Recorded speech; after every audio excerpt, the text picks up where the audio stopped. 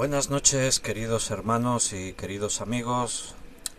Estamos reunidos una vez más con la intención de escuchar la palabra de Dios. La vamos a estudiar y hoy vamos a ir a estudiarla al libro de Éxodo capítulo 12. Ahí es donde vamos a estar meditando a ver qué es lo que el Señor nos quiere hablar, nos quiere decir. No es un tópico decir a ver qué es lo que el Señor nos quiere hablar. Creo firmemente que la palabra de Dios es la palabra de Dios viva y por lo tanto la palabra de Dios nos habla. Es Dios quien nos quiere decir cosas. Así que dispón tu corazón, prepárate para escuchar lo que el Señor quiera decirnos.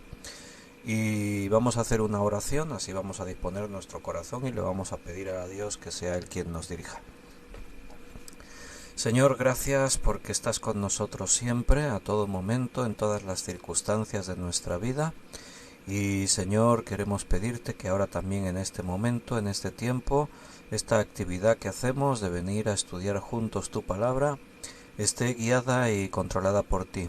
Queremos escuchar tu voz y que todo lo que hablemos y todo lo que se diga, Señor, realmente seas tú hablándonos, venga de ti. Llega con tu palabra a nuestros corazones, cambia nuestra manera de pensar. Enséñanos algo nuevo, Señor, necesitamos oír tu voz. Bendice a todos mis hermanos que van a escuchar este estudio y aviva tu iglesia en todo el mundo, en todo lugar, para que más y más hermanos se llenen de tu palabra y así podamos llegar con la predicación del Evangelio a todas las personas que todavía buscan, que esperan. Gracias, Señor, te pedimos esto en el nombre de nuestro Señor Jesucristo. Amén. Muy bien, queridos hermanos, si vais preparando vuestras Biblias en el libro de Éxodo, capítulo 12, como dijimos el último día, hace un par de días estábamos estudiando el capítulo 11, viendo el anuncio de la 10ª plaga, la muerte de los primogénitos, y dijimos antes de que venga la muerte de los primogénitos, el Señor les va a mandar que celebren la Pascua. Va a quedar instituida la fiesta de la Pascua, que es la fiesta más importante para el pueblo judío. Entonces este capítulo 12, la primera parte nos describe esta institución de la Pascua, lo que significa, cómo tenían que hacerlo, y a continuación en el mismo capítulo se nos va a describir la llegada de esta 10ª plaga.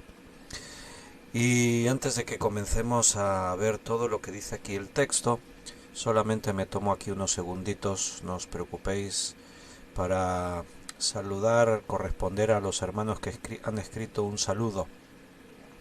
Juan Bermudo ha sido el primero en escribir un saludo. Dice Juan: hola mis queridos hermanos Víctor, hermanos todos, que la gracia y la paz del Señor Jesús y de nuestro papá esté en vuestros corazones. Paola Méndez también ha dicho: Dios los bendiga, hermanos. Miguel Torres también ha escrito un mensaje. Dios lo bendiga, amado Pastor Víctor y hermanos de los diferentes países. La gracia de nuestro Señor Jesucristo esté siempre en sus vidas. Es una bendición grande escuchar la enseñanza de la palabra de Dios. Gracias, Pastor Víctor. Dios lo bendiga siempre. Bendiciones a todos. Paola Méndez dice: ¿qué tal los roscones, hermanos? Bueno, los roscones de Reyes, pues muy ricos, claro.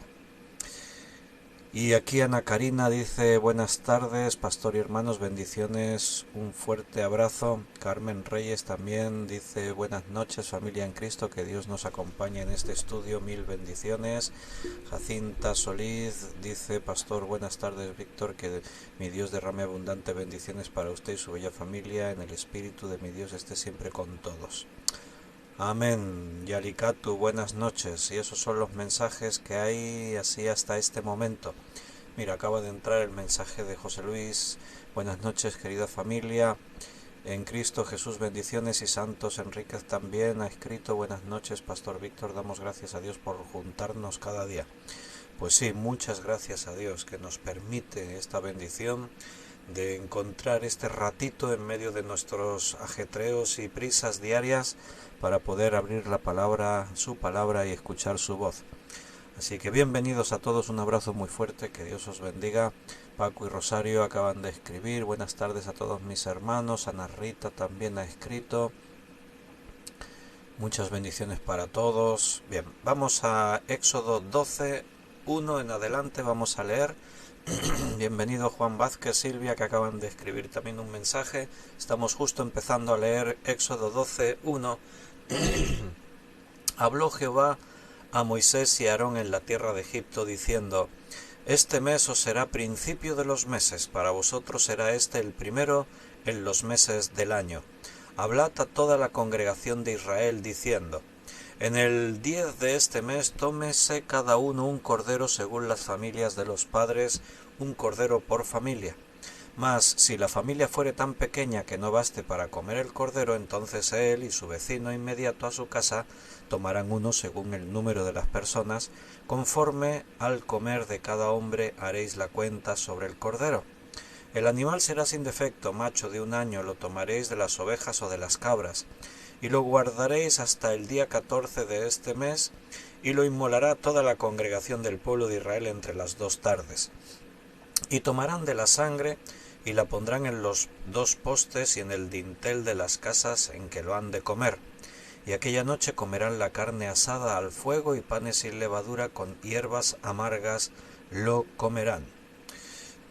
Dice: ninguna cosa comeréis de él cruda, ni cocida en agua, sino asada al fuego, su cabeza con sus pies y sus entrañas. Y nos detenemos ahí de momento.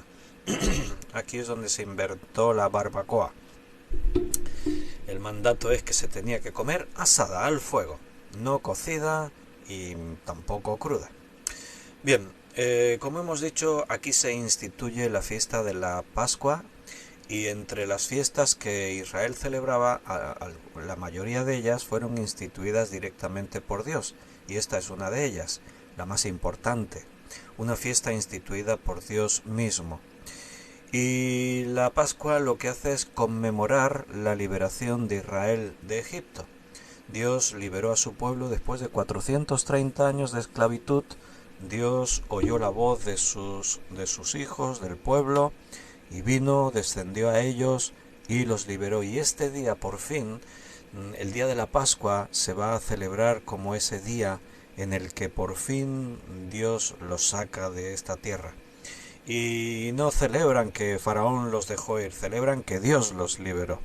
Dios ha tenido que doblegar el corazón de Faraón.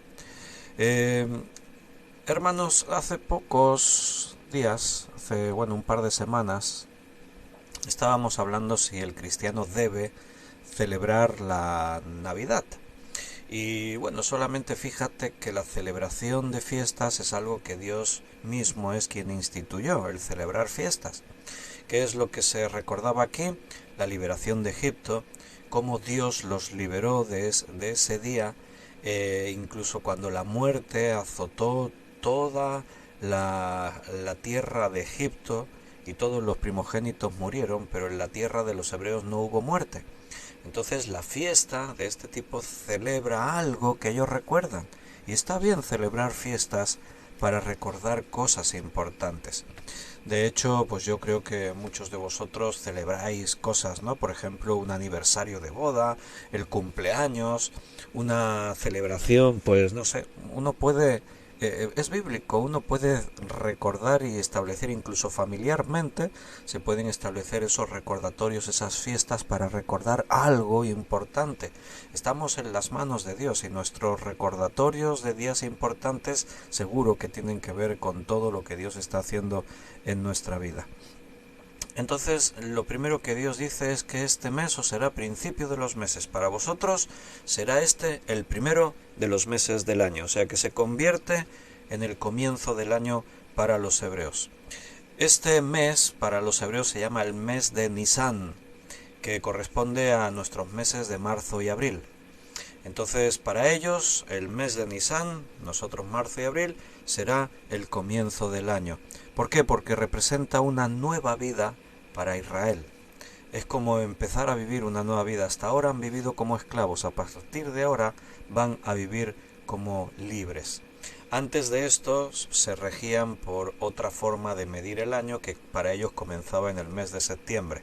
A partir de ahora será este el mes de Nisán. También se conoce, por si lo oyes alguna vez, como el mes de Abib. pero es más común escuchar mes de Nisan. Entonces, no solo va a significar la liberación y la salvación de los primogénitos, sino que también va a representar algo muy importante. Y es que ese cordero pascual que hemos leído que tienen que tomar y sacrificar y con su sangre manchar los dinteles y los postes de las puertas, ya sabes que va a representar a Cristo. Es el anuncio de que un día vendría el Hijo de Dios al mundo y moriría por todos nosotros. Dios es el Dios de algo nuevo en medio de nuestros fracasos. Nosotros como personas podemos fracasar o podemos sufrir las consecuencias del mundo que nos rodea. Israel podría parecer que fracasó. Ellos llegaron a Egipto no para convertirse en esclavos. Fue el gobernador de Egipto, José, el que mandó que viniesen hasta Egipto para preservarles la vida. A veces nosotros podemos planear algo y que las cosas no nos salgan como las planeamos. Ahí Dios obró y trajo a Israel a Egipto con un propósito, y Dios ha cumplido sus propósitos. ¿Cuál era el propósito? Seguramente que alguno por aquí se acuerda. Porque dijimos que era necesario que Israel creciese y se multiplicase en la tierra de Egipto. Pero cuando Jacob con toda su familia, 70 personas dice allí, llegan a Egipto traídos por José, vienen para vivir bien, para establecerse, para mirar a un futuro glorioso. Jacob tenía claro de que no se tenía que quedar allí para siempre, por eso le mandó a su hijo José que cuando muriese fuese sepultado en la tierra de Canaán, donde estaba la tumba de Abraham y de Isaac, su padre. Entonces él tenía claro, pero las cosas no siempre salen como uno se piensa, o el futuro, el tiempo, la vida nos va marcando un rumbo, y de pronto Israel se encuentran establecidos en Egipto. Tenían que haber venido aquí, vamos a decir, temporalmente, pero se establecen ahí y pasan 100 años, 200 años, 300, 400, hasta 430 años.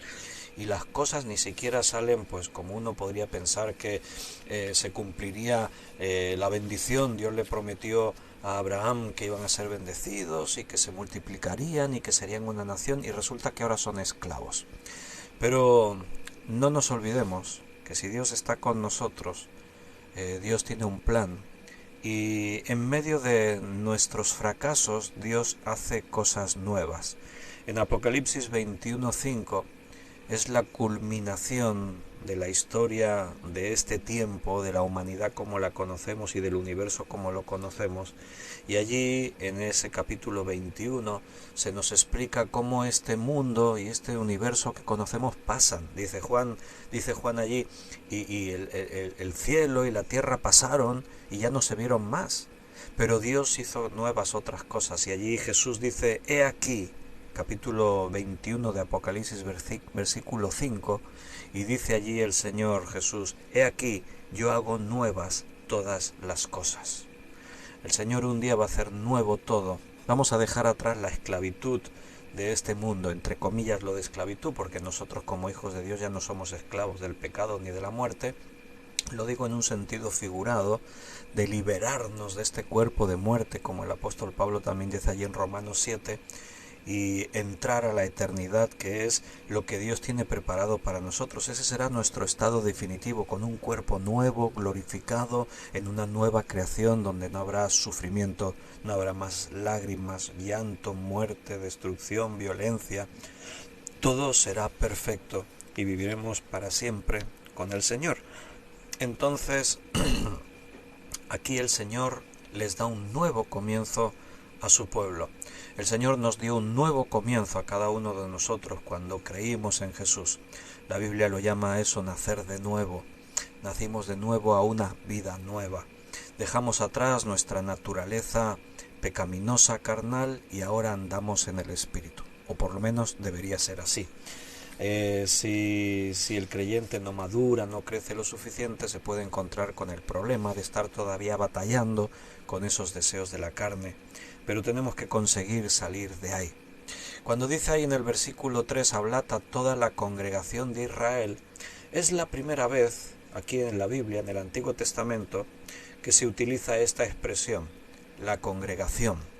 La palabra que se ha traducido al castellano congregación en el hebreo es la palabra eda, E-D-A, eda, que significa asamblea, reunión, pueblo, grupo.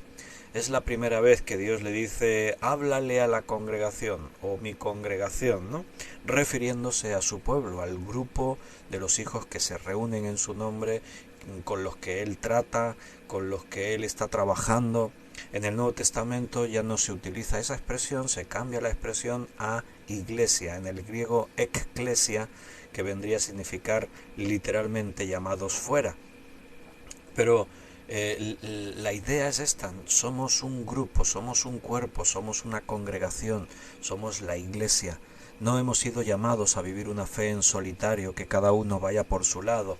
Somos un cuerpo donde todos los miembros están interconectados entre sí de una forma que no se pueden separar.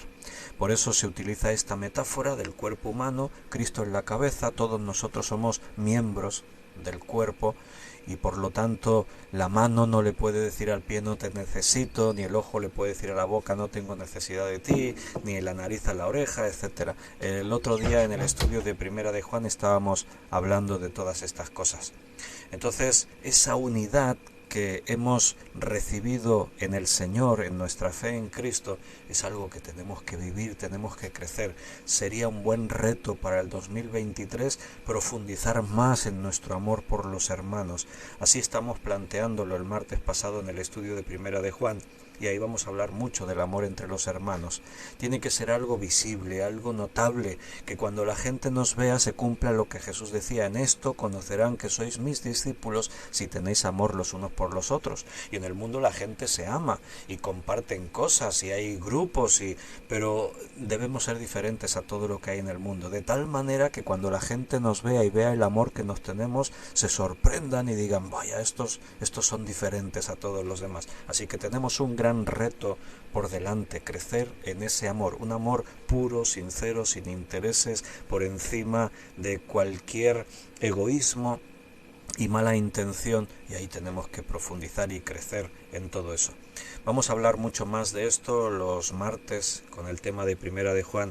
Algo que planteamos el último día y que tenemos que seguir hablando es que tenemos que aprender a amar, porque en el mundo se nos ha enseñado mal.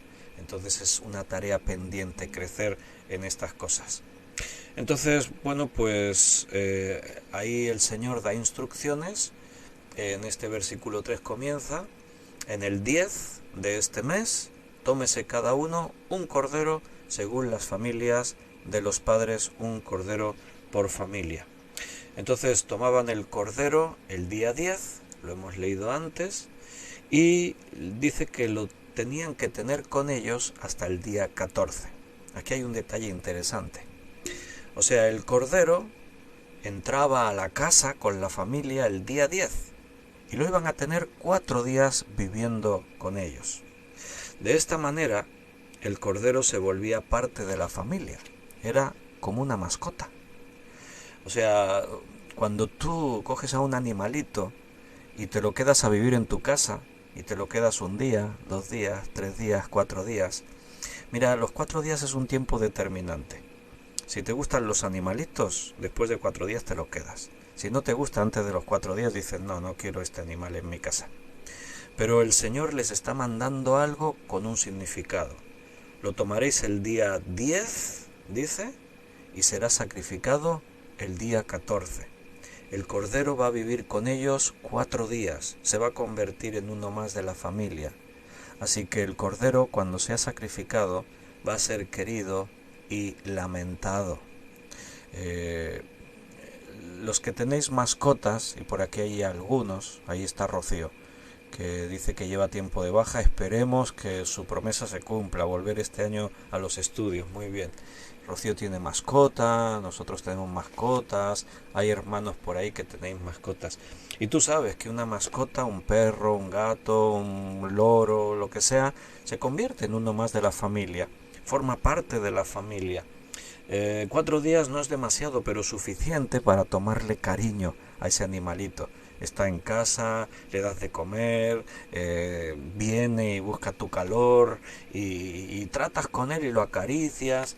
Bueno, pues a los 4 días después de tenerlo en casa, ese animal debía ser sacrificado. ¿Y qué quería enseñar a Dios con esto? Porque si el cordero es para sacrificarlo, pues vas al rebaño, lo coges y en el mismo día lo matas. Sí, pero Dios dio instrucciones, interesantes instrucciones. No, tiene que estar con vosotros 4 días. Entonces se convierte en alguien de la familia, en alguien valioso. ¿Por qué? Porque Dios quiere señalar la importancia de este sacrificio. Dios requiere el sacrificio de algo precioso, algo importante, porque este cordero está representando lo que un día Jesucristo hará, y Jesucristo era su Hijo, el Hijo de Dios, que Dios mismo lo entrega para ser sacrificado por nosotros. Ese es el significado. Eso es lo que nunca podemos perder de vista. A veces los tópicos religiosos entran a formar parte de nuestra mente como conceptos y pierden importancia y significado. Hablamos tanto de que Cristo murió por mí, que Dios dio a su Hijo, y puede parecer al final algo así como muy simple, pero no, todo eso tuvo una tremenda trascendencia. Dios entregó a su único Hijo por nosotros. De tal manera amó Dios al mundo, de tal manera, o sea, de una manera tan grande que es inimaginable para nosotros. Los que estáis escuchándome y sois padres, ¿estaríais dispuestos a sacrificar a vuestros hijos, a entregarlos por alguien?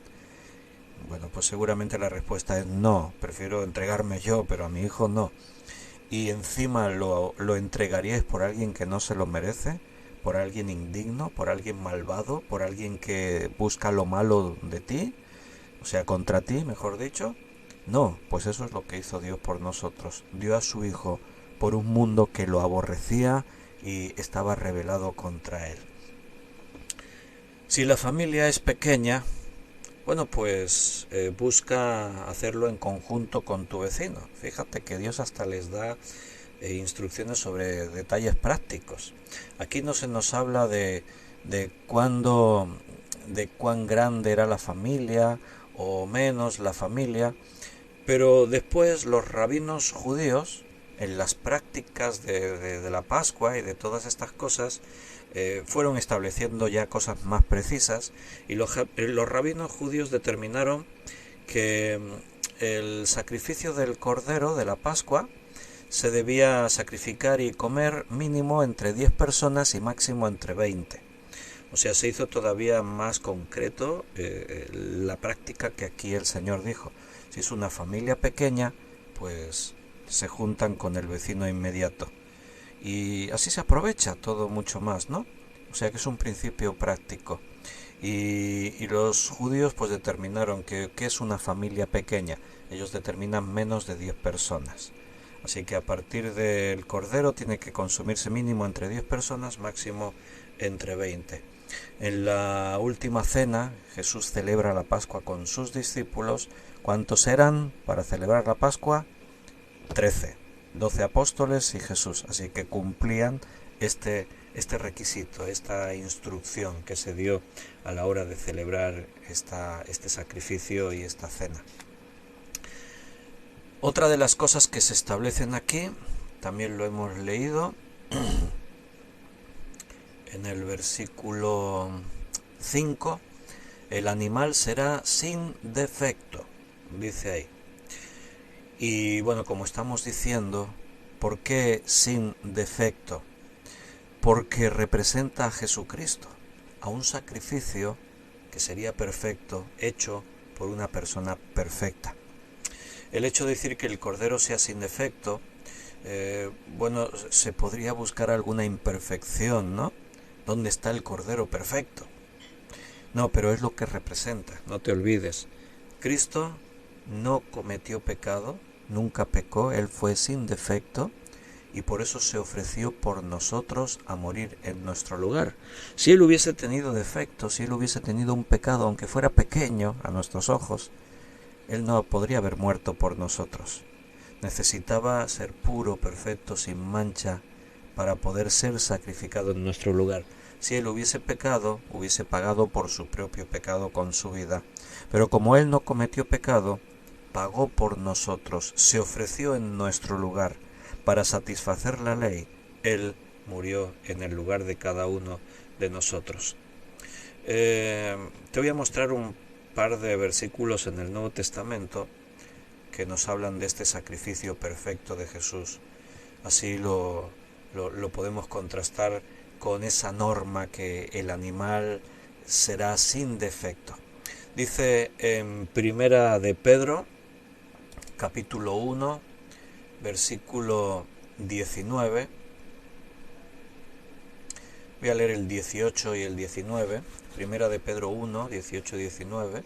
Sabiendo que fuisteis rescatados de vuestra vana manera de vivir, la cual recibisteis de vuestros padres no con cosas corruptibles como oro o plata, sino con la sangre preciosa de Cristo, como de un cordero sin mancha y sin contaminación.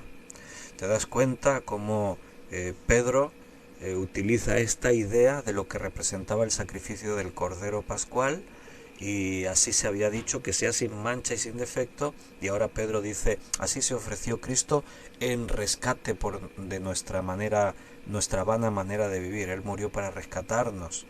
Dice, y lo hizo con su sangre preciosa, como de un cordero sin mancha y sin contaminación. O también lo podemos mirar en Hebreos, capítulo 7, versículo 26, dice, porque tal sumo sacerdote nos convenía, está hablando de Cristo, y mira cómo dice, santo, inocente, sin mancha, apartado de los pecadores y hecho más sublime que los cielos. Nos convenía este sumo sacerdote. La figura de Cristo es el sacerdote, pero nota que aunque no se dice aquí la palabra cordero, está representado. Santo, inocente, sin mancha. Eso es lo que representaba el cordero en el sacrificio del Antiguo Testamento. Un animal inocente, él no había hecho nada para merecer ser sacrificado, moría en el lugar de los pecados de aquellos que lo sacrificaban. La familia que sacrificaba el cordero se identificaban con él. Por eso el cordero venía a vivir 4 días en la casa de esa familia. El día 10 lo tomaban y lo metían a su casa, y hasta el día 14 no lo mataban. Así que él se convertía en uno más de la familia, alguien, un animalito querido y lamentado. Bueno, todo eso apuntaba a Jesucristo. No era porque sí, porque a Dios se le ocurrió, sino por todo lo que eso significaba. Alguno quizás tenéis duda o que tenéis la pregunta, siempre sabéis que estáis ahí en directo, en el chat, los que lo estáis viendo en directo, los que lo ven en diferido también pueden escribir un comentario si surge una pregunta o algo que no me explique bien, y siempre sabéis que podéis preguntar algo y yo veo aquí los comentarios en la pantalla y si alcanzo a poder pues respondo. Pero quizás alguien se pregunta, dice un cordero, pero dice, ¿lo tomaréis de las ovejas o de las cabras? El cordero es de las ovejas, porque de las cabras sería un cabrito, ¿no?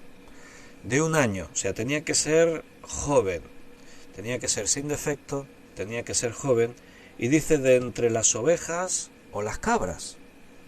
Bueno, ¿qué quiere decir eso? Mira, la palabra cordero en el hebreo es una palabra neutra que puede significar bastantes cosas. Es la palabra se, S-E, se.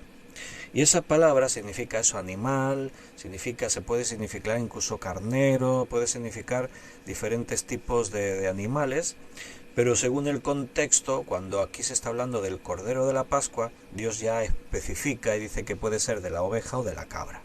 Así que entonces ya sabemos que el Cordero Pascual no es solamente el cordero descendiente de la oveja, sino que también podía ser un cabrito de la cabra. Por eso en algunos pasajes, o a veces hablando, uno puede decir el cabrito, otro puede decir el cordero, dice, ay, te equivocaste, porque no, estamos hablando de lo mismo. De hecho, otras culturas, los hebreos, por ejemplo, no distinguían entre ovejas y cabras, las tenían juntas, los rebaños los tenían juntos. Y otras culturas, los chinos, por ejemplo, también igual, no distinguían entre ovejas y cabras.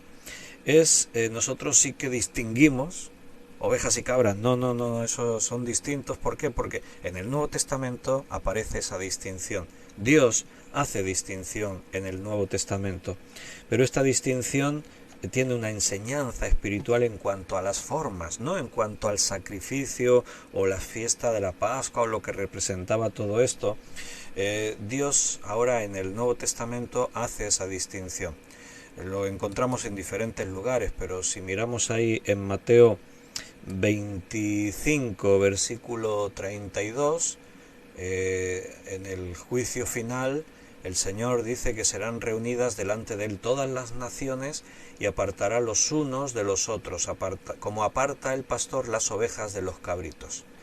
Notas que es una forma figurada, una forma metafórica de hablar. ¿Cómo aparta el pastor las ovejas de los cabritos? Pero también te da esa idea que estábamos diciendo antes. Los pastores pastoreaban igual ovejas y cabras, solo que a efectos prácticos en algunos momentos los apartaban a unos y a otros. Entonces esto es una idea, no es que sea diferente.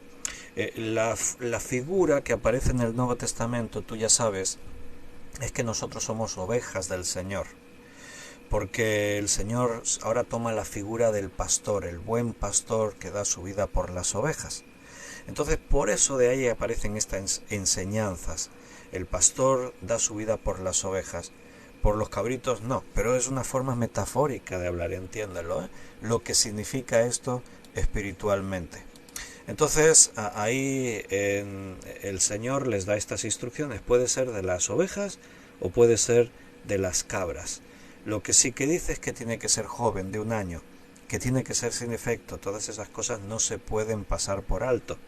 Que por ese motivo cuando Jesús viene a Jerusalén en el tiempo de la Pascua y entra al templo, volcó mesas, asustó animales, porque él dijo, habéis hecho de la casa de mi padre una cueva de ladrones, y ahí, según algunos historiadores, se cometían estas infracciones que yo os he comentado también a veces, de que se negociaba a la hora de comprar el animal para ser sacrificado, y si alguien no tenía suficiente dinero para comprar uno sin defecto, el vendedor le ofrecía uno que estaba allí con defecto, cojo, tuerto, le pasaba esto, aquello, y lo compraban y lo ofrecían igualmente. Y claro, todo esto perdía el significado de lo que representaba. Cristo se ofreció puro, sin mancha, sin defecto, por todos nosotros.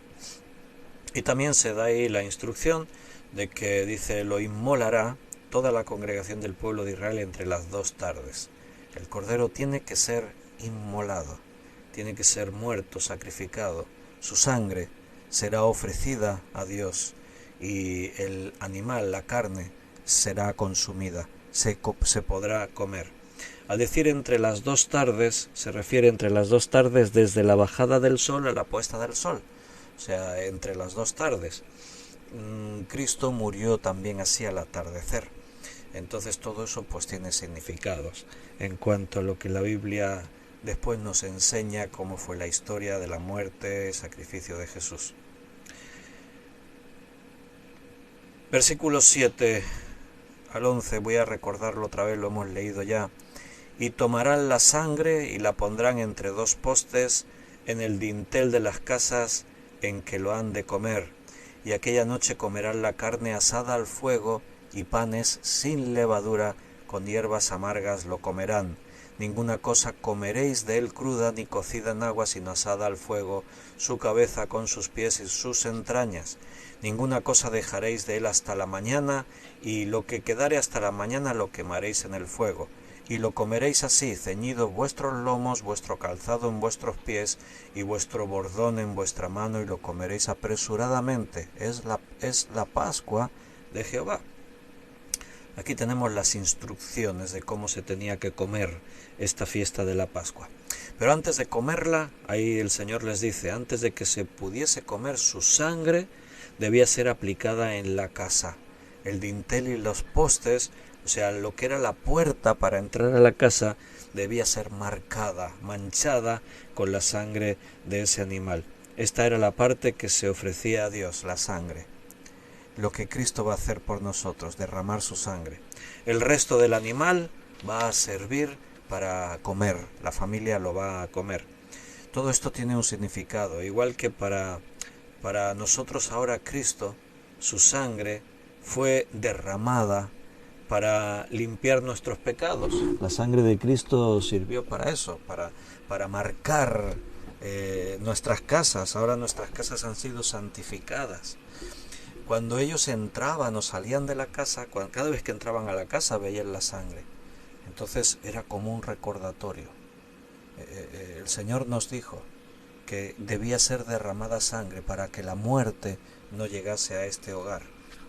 Si tú has creído en Jesucristo, tu casa está manchada con la sangre de Cristo. O sea, tu casa fue santificada, tu vida fue limpiada, la muerte ya no tiene poder en tu hogar, en tu vida, en la vida de aquellos que han creído en el Señor. Después debía ser asado y cocinado con hierbas amargas. Spurgeon escribió, y cito literalmente: el Cordero de Pascua no era inmolado solamente para mirarlo, éste se comía. Y nuestro Señor Jesucristo no fue inmolado solamente para escuchar, hablar y pensar en Él, sino para que nos alimentemos de Él. Cuando Cristo vino y caminó por este mundo, enseñó muchas cosas, pero una de sus enseñanzas más chocantes, más violentas, para algunos más repulsivas porque no lo pudieron entender, es cuando Jesús dijo: si no coméis mi carne y bebéis mi sangre, no podéis entrar en el reino de Dios, no podéis ser mis discípulos. Vaya, y ni los propios 12 apóstoles acabaron de entender cuando Jesús dijo eso la primera vez, se escandalizaron. La multitud que seguía a Jesús, judíos, cuando ellos escucharon esto, se quedaron horrorizados. ¿Cómo que dice que comamos su carne y bebamos su sangre? No, no. Y se marcharon, se fueron todos. Y solamente quedaron los 12 y Jesús les dijo: ¿y vosotros queréis iros también? Y se quedaron ahí dubitativos, ¿no? ¿Y qué hacemos? ¿Nos vamos? Que comer su sangre y beber comer su carne y beber su sangre. No entendían. Era algo muy violento para ellos. Si nosotros hubiésemos estado en ese contexto, seguramente nos hubiese sonado feo también. Pero era algo que venía ya de atrás. O sea, los judíos llevaban siglos matando corderos, derramando su sangre y comiendo su carne. Entonces, lo que Jesús está diciendo no hubiese sido chocante para ellos si realmente hubiesen entendido bien todo lo que eso estaba representando. El problema de nosotros, de las personas, los judíos entonces, ahora los cristianos, es que tomamos las cosas que Dios nos ha enseñado, aquello que Dios nos ha hablado, lo convertimos en instituciones, en sacramentos religiosos, prácticas supersticiosas, hacemos un montón de actividades, de cosas, y no somos conscientes, o no del todo, de lo que eso significa y lo que eso representa. Tenemos siempre que ver muy bien las cosas que hacemos, por qué las hacemos. No hagan las cosas porque sí. Ayer estábamos hablando, ayer o antes de ayer, estábamos viendo en el estudio que si tú guardas el sábado o decides guardar el domingo, allí en Romanos 14, estábamos estudiándolo, lo que Pablo está diciendo es que si lo haces de una forma o lo haces de otra, hazlo para el Señor, lo haces para el Señor. Porque si vivimos para el Señor vivimos, si morimos para el Señor morimos. O sea, somos del Señor. Cuando tú haces algo, hazlo con el conocimiento pleno, con convicción, de acuerdo a tu conciencia que se fundamenta en la Biblia. No hagas las cosas porque los otros las hacen. No hagas las cosas porque la religión me ha enseñado que se tiene que hacer así. Haz las cosas en armonía con lo que tu conciencia te muestra que la palabra de Dios dice. Hazlo con convicción. Haz las cosas que para ti tengan un significado. Porque el peligro está ahí. Vivir nuestras vidas, convertir nuestra vida cristiana en un conjunto de rituales, de sacrificios, de prácticas, de cosas que se extienden de domingo a domingo. Eso, el domingo, cuando llego a la iglesia, que me convierto en cristiano, hacemos todos nuestros rituales. Ahora vamos a cantar, cantamos, levantamos las manos, nos sentamos, nos ponemos esto, lo otro. y después hacemos esto, el estudio, escuchamos la predicación, o se hace esto, se hace aquello, y después para casa todos. Pero tú sigues siendo cristiano el lunes, el martes, en todo lo que haces, cuando la gente te ve y cuando no te ve, cuando estás acostado en tu cama y cuando estás levantado por la calle, y toda tu vida tiene que estar centrada en todo eso, y cada cosa el significado que tiene. Nosotros ahora, y Cristo lo instituye allí en la última cena, Él coge el pan, lo parte y dice: esto es mi cuerpo que por vosotros es partido, haced esto en memoria de mí. Y lo repartió entre los discípulos, y ellos estaban comiendo el pan y estaban tratando de asimilar que Jesús dice: este es mi cuerpo, estáis comiendo mi cuerpo, que es partido, que es inmolado por vosotros. Y después repartió la copa, el vino, y les dijo: esta es mi sangre que se derrama por vosotros. Eso es mi sangre que sella un nuevo pacto. Bebed de ella todos. Así que ahí estaban comiendo su carne y estaban bebiendo su sangre. Y en ese momento, pues no creo que los discípulos estaban entendiendo bien lo que eso significaba. Pero cuando Cristo murió, cuando resucitó, la Iglesia entendió. Y desde entonces, la Iglesia sigue practicando la Santa Cena. Nosotros la vamos a celebrar este próximo domingo. Solemos hacerlo una vez al mes. Se puede hacer una vez cada semana, una vez al mes, una vez cada día, una vez cada 2 meses. No hay una institución en la Biblia de que se tenga que hacer tanto tiempo. Jesús dijo: cada vez que lo hagáis, hacedlo en memoria de mí. Entonces, lo que sí que hacemos cada día es recordar que Cristo murió por nosotros. Pero de vez en cuando está bien utilizar esos símbolos para tomar conciencia. Y al meter ese pan en tu boca, estás pensando: me estoy alimentando de Jesús. Como Spurgeon dijo, que os he citado sus palabras, Jesucristo no fue inmolado solamente para escuchar, hablar y pensar en Él, sino para que nos alimentemos de Él. ¿Y cómo nos alimentamos de Cristo? ¿Qué significa comer su carne y beber su sangre? ¿Qué significaba para el judío coger la sangre y manchar la puerta de su casa y después asar ese cordero y comerlo? ¿Qué significaba para ellos comer el cordero? Como hemos dicho antes, barbacoa, ahí se inventó la barbacoa. Tiene que ser asado al fuego, no cocido, no crudo, no, asado al fuego. Qué rica la barbacoa, Rápido que dije barbacoa, ya unos cuantos hermanos por ahí ya escribieron: barbacoa, siempre eso nos atrae. Bueno, pero ¿qué significaba? Más allá de decir: qué bueno que está este cordero a la brasa. No, ¿qué significaba? Para ellos significaba lo mismo que para nosotros, solo que ellos miraban hacia el futuro, lo que un día ocurriría. Nosotros miramos hacia el pasado, lo que ya ocurrió. Pero, repito, es muy fácil perder de vista el significado de las cosas. Todo en la vida del judío tenía un porqué. Cuando Dios les dijo circuncidaros, cuando Dios les dijo guardar el sábado, cuando Dios les dijo celebrar la Pascua, todas esas fiestas, todo lo que ellos hacían tenían un significado. Pero ¿qué hicieron ellos? Lo transformaron en una serie de rituales que no significaban nada. Dios les va a decir: ¿acaso quiero yo el sacrificio de vuestros animales engordados? No, eso es abominación a mis ojos. ¿Por qué dice eso Dios si es Él quien les manda que lo hagan? Bueno, porque ya no lo hacían con el significado que tenía. Lo hacían para cumplir religiosamente. Hacían sus prácticas, sacrificaban el cordero y después vivían como les daba la gana. Y eso no se puede hacer. Es como el cristiano hoy en día. Va al culto el domingo, canta sus canciones, se sienta, escucha, hace su oración y se va, y después vive como le da la gana. No, eso es abominación a los ojos de Dios. Dios se siente mal cuando ve que practicamos todas esas cosas sin significado. El Señor busca a los verdaderos adoradores que adoren en espíritu y en verdad. O sea, el Señor ve tu corazón. Él ve por qué estás haciendo lo que estás haciendo. Al Señor no le importa que tú sacrifiques un cordero y derrames su sangre y te comas su carne y pintes a Él. A Él no le importaba que su pueblo hiciese esto en esa práctica, sino lo que eso significaba. Dios nos ha dicho que hagamos esto. Vamos a creer en su palabra. Yo creo en Dios. Y después ellos van a ir aprendiendo lo que eso significa. Ahí van a venir los profetas y les van a decir: el Cordero de Dios que quita el pecado del mundo, Él vendrá, el Hijo de Dios. Las profecías están ahí. Desde Génesis 3:15 ya se habla de que Cristo vendría a morir por todos.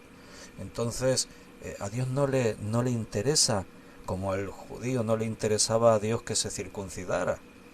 Me circuncidé, ya soy hijo de Dios. No, eso es una señal del pacto. Lo verdadero es lo que tú vives, lo que sientes, lo que crees, lo que hay en tu mente y en tu corazón. El Señor les dice, ¿para qué quiero yo la circuncisión de vuestra carne? Yo quiero la de vuestro corazón. Que cortéis con el pecado, que desechéis lo que es abominación a mis ojos. Hermanos, no hagamos de nuestra vida cristiana una simple religión. Vivamos intensamente la vida nueva que el Señor nos ha dado, la vida en Cristo. El cordero debía ser, como hemos leído ahí, asado al fuego, comer panes sin levadura. Ya sabes que los panes sin levadura están recordándoles con la urgencia que tuvieron que salir de Egipto.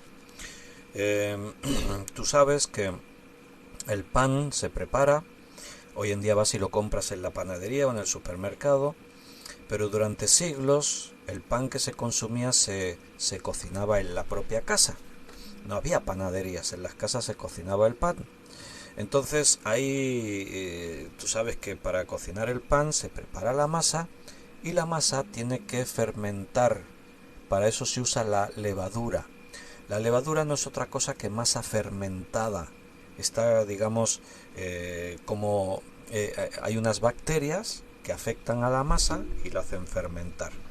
Entonces tú preparas la masa básicamente es harina y agua, se le puede poner un poquito de sal, en fin, se le puede poner un condimento, pero básicamente es harina y agua para que ligue la masa. Entonces cuando tú tienes la masa le tienes que poner un poco de levadura. Cuando tú le pones ese poco de levadura, la mezclas con toda la masa, la levadura, y la dejas un tiempo, tienen que pasar horas, para que toda la masa se contamine de esa poquita levadura. La poquita levadura que pusiste afecta a toda la masa. Esas bacterias que están ahí afectan a toda la masa. Y después esa masa, al fermentar, se infla. O sea, se llena de burbujas de aire. Cuando tú horneas ese pan, que ya leudó, entonces no es una masa apelmazada. Cuando tú coges un pan y lo partes, verás que la miga, en realidad todo lo que está ahí esponjoso son las burbujas de aire que vinieron por la fermentación, el leudar con la masa. Entonces queda un pan esponjoso, queda un pan pues mejor para comer. Pero cuando viene la noche, los primogénitos en Egipto mueren. A la mañana siguiente Faraón les increpó que se marchasen ya, tenéis que iros ya. Y Dios les dijo, ya vamos a llegar a eso el próximo estudio. Entonces Dios les dijo, rápido, no os podéis detener a nada, recoged todo y marcharos. Entonces no tuvieron tiempo de esperar las horas necesarias a que la masa del pan leudase, así que tuvieron que cocer los panes sin la levadura.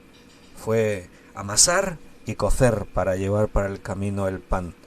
Y por eso en la Pascua también se comen los panes sin levadura y también se comen con hierbas amargas. Dice, con hierbas amargas lo comerán, dice en el versículo 8. El cocinar el cordero con hierbas amargas, para los judíos esto significó algo, se convirtió en una tradición. Tradicionalmente representaba que esas hierbas amargas les recordaban la amargura con la que Israel vivió en Egipto en esclavitud. Eso es lo que representaban para ellos las hierbas amargas. Miguel hace una pregunta, dice, no escuché bien por qué tenía el significado de comer cocido al fuego. Bueno, no lo he dicho realmente, he dicho que tenía que ser asado al fuego. Pero si buscamos un significado, bueno, no es que aparezca en la Biblia que el ser asado al fuego tuviese ya un significado así directo, pero sí que, por ejemplo, había diferentes formas de sacrificar los animales. Aquí es inmolado, es asado y es comido, pero hay otro sacrificio Ya llegaremos al Levítico a ver los diferentes tipos de sacrificios y hablaremos de todo eso, pero anticipando un poquito, el holocausto era una forma de sacrificio que se ofrecía a Dios, y el holocausto era el animal que se sacrificaba, se quemaba en el fuego y se consumía totalmente. O sea, no se asaba para comerlo las familias, no, ese animal era consumido totalmente, y eso también tenía un significado. El ser asado al fuego, tú sabes que el fuego en la Biblia nos habla de purificar, nos habla también de estar metido en la prueba. Para Cristo fue una prueba tremenda, para él fue como ser probado a fuego. Cristo, vamos a decirlo así, lo pasó mal para poder llegar a la cruz. Dice la palabra que estando en agonía la noche antes en Getsemaní, sudaba grandes gotas de sangre que caían hasta el suelo y luchaba contra lo que se le venía encima. Llegó a decir: Padre, si puede, pase de mí esta hora. Y añadió: pero no se haga mi voluntad sino la tuya. Como dice la palabra, se hizo obediente hasta la muerte, y muerte de cruz. Y gracias a eso estamos nosotros aquí ahora, diciendo que somos hijos de Dios y experimentando y disfrutando nuestra adopción en el Señor. Somos hijos. Entonces, si le buscamos un significado a que tenía que ser asada al fuego, es ese. Cristo fue sacrificado, dio su sangre por nosotros. El hecho de que el cordero era comido significa lo que el propio Jesús después dice, que teníamos que comer su carne y beber su sangre, o sea, participar de él en todo. También, como decía Spurgeon, alimentarnos de él en el sentido espiritual. En otros estudios hemos hablado de lo que significa la palabra de Dios, y el propio Jesús dijo: no solo de pan vive el hombre, sino de toda palabra que sale de la boca de Dios. Así que el concepto de comer la palabra es algo que hacemos mucho énfasis. Jeremías habla: y comí la palabra, y fue dulce en mi paladar. También habla en otro momento que fue amarga en su vientre. Entonces hay todo una gran profundidad detrás de estas cosas, pero nada de lo que ocurría en las cosas que Dios les decía a su pueblo era simplemente una tradición. Todo tenía un significado, todo tenía que ver con algo. Por eso hacía yo el énfasis de que no hagamos las cosas porque sí, hagamos las cosas porque significan para nosotros algo importante. El culto dominical, cada día estar aquí en el estudio bíblico, cuando tú te propones hacer algo en el Señor, el servicio en cualquier área de la iglesia, de nuestra vida, todo tiene que tener un significado. Detrás de todo ese significado está el amor. Por eso en 1 Corintios capítulo 13 dice allí el apóstol Pablo que podemos hacer las cosas más grandiosas, las más impresionantes, podríamos ser los religiosos más grandes que este mundo ha conocido, pero si lo hacemos sin amor, de nada nos sirve. No tiene más significado. O sea, el significado de las cosas en el Señor siempre tiene que estar claro de nuestra parte. Lo que haces, hazlo como para el Señor. Y de alguna forma, pues fíjate, está conectado con lo que veíamos ayer en el estudio de Romanos. Y si vivimos, para Él vivimos. Y si morimos, para Él morimos. Sea que vivamos o sea que muramos, del Señor somos. Amén, queridos hermanos. Bueno, nos queda una parte aquí todavía que ver de esta parte de la preparación de la Pascua, aunque el próximo día lo vamos a ver más rápido porque hemos hablado de todo lo esencial, todo lo importante. Ahora se especifica un poquito más, pero la enseñanza ya la tenemos. Terminaremos de leer todo esto y, si Dios quiere, pasaremos ya al versículo 29 a ver esa 10ª plaga, la más terrible de todas, con la muerte de todos los primogénitos en Egipto. Y a continuación viene el Éxodo, la salida. Pero terminamos por hoy. Se nos ha hecho nuestra hora de estudio bíblico, así que nos vamos a despedir. Hoy en España es el Día de Reyes. Antes Paola decía: ¿qué tal el roscón? Ayer yo os decía que hay una tradición por aquí, que es preparar un roscón de brioche. El brioche es una masa que leuda, se le pone levadura y tiene que leudar para que esté esponjoso y esté rico. Y entonces pues la festividad de Reyes pues se celebra en España bastante. especialmente a los niños, se les hace regalos, juguetes, se regalan cosas, y no te olvides lo que significan los Reyes Magos. Ahí os compartí en el Facebook un artículo que escribí hace 7 años, lo vi esto que te recuerda a Facebook, y pensé, 7 años ya, cómo pasa el tiempo, ¿no?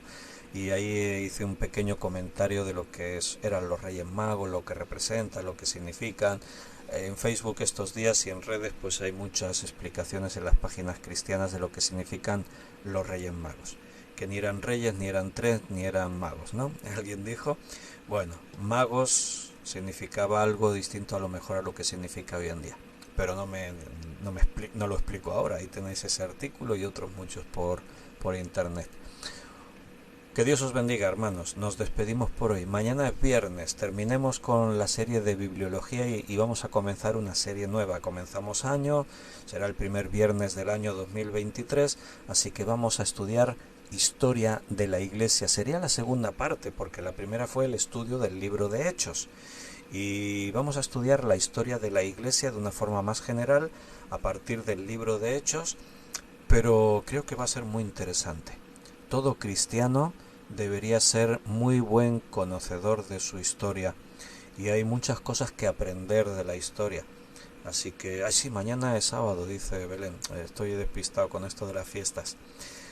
Bueno, mañana estudiaremos historia de la Iglesia, en cualquier caso, porque ya lo tengo ahí el estudio empezado a preparar y eso. Y seguramente lo fijemos a los viernes. Ya vemos, a lo mejor hacemos los sábados, no sé, ya iremos viendo, sobre la marcha. Estamos en las manos del Señor. Que el Señor os bendiga, os cuide, que el Señor esté con vosotros. Mañana, si Dios quiere, eso sí, nos veremos 9 de la noche. Acordaros, 9 de la noche, mañana sábado. Un abrazo fuerte y que Dios os bendiga.